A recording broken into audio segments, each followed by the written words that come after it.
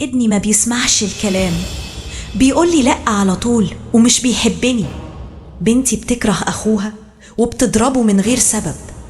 ابني التاني عنيف، بيشتم وبيضرب الأطفال، وكل يوم بموت من القهر. أنا مش فاهمة، أنا تعبت بجد. استني لحظة، قبل ما تلومي أولادك اسألي نفسك، هو أنتي ربيتي صح ولا أنتي السبب في اللي هم فيه؟ يعني إيه تربيه؟ يعني تحبي وتفهمي وتحتوي، مش بس أكل وشرب وهدوم. التربية مش رفاهية، دي مسؤولية، ولو معرفتيش تشيليها ما تلوميش غير نفسك وما تلوميش ابنك. اوعي تلومي ابنك إنه مش بيسمع الكلام وانتي اللي دلعتيه زيادة عن اللزوم. كبرتيه على إن مفيش حدود، وبعدين فجأة استغربتي إنه ما بيسمعش الكلام.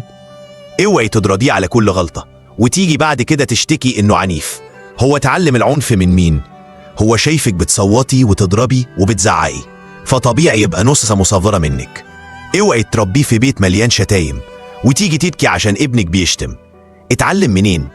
ما هو الطفل مراية، بيشوف ويسمع وبيقلد. اوعي تقسي عليه وبعدين تشتكي إنه قاسي. هو متعلمش غير القسوة. لما ينده ما يتردش عليه، لما يغلط ياخد علقة بدل ما يسمع توجيه. هيحبك ازاي؟ هيحس بيك ازاي؟ اوعي تربيه على الغيرة، كل يوم تمدحي أخوه أو أخته قدامه وتنسيه هو، وتملي ودنه إنهم أحسن وتستني منه يفرح لهم. لأ، هيحقد، هيحزن، وهيخبي نفسه جوه نفسه. اوعي ثم اوعي تدلعي الولد الجديد وتنسي بنتك اللي فجأة بقيت مش شايفاه، والكل بيطبطب على النونو وهي بتتحط على الرف، وبعدين تقولي لنا بنتي بتغير. اوعي تكوني مكسورة، متهانة، ساكتة على الظلم، وبتقولي عايزة ولادي يطلعوا أقوياء. هيتعلموا القوة منين وهم شايفينك ضعيفة؟